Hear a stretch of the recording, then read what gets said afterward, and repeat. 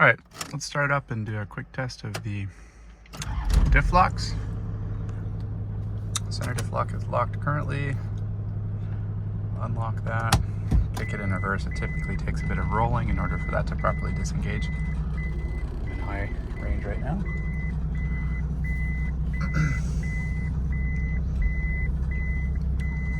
Center diff lock just kicked out, as you can see indicated on the dash. Back into drive. Away we go. Gonna find some looser substrate so we don't mess up the diffs. Should never drive on road with good traction trying to change the state of your diffs. All right, first off, we can look at the center diff lock.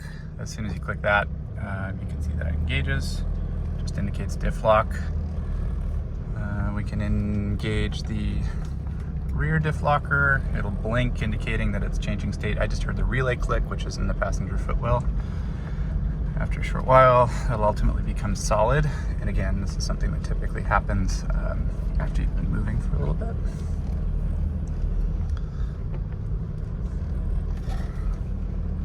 Unfortunately, I actually have some rough road next to my work. Okay, that's solid now. And again, we're on grass, so it's okay to take a turn here. And I will now engage the front locker, which is all the way to the right here. And it looks like that engaged immediately. Didn't even require too much rolling. So as I'm turning, as you'd expect, it's considerably harder to turn.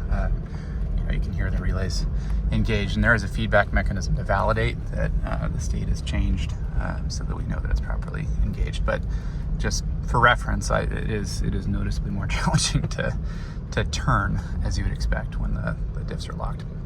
All right, gonna put it in neutral, put it into no diff locks, and I'll turn the center locker off and put it into low range. And back into drive, what you'll see is the center diff lock engages automatically, and that's just a function of low range. And after a short while, what I would anticipate is that the other locker, which I think is an indication for the front locker, will disengage. We'll just cruise along here for a second. Yep, and in fact, that clicked off. Okay, so everything functioning nominally. Kick it into neutral, come to a complete stop, back into high range, and the center diff lock comes off. And standard open differentials as you'd expect for driving back on asphalt. Hopefully this has been helpful.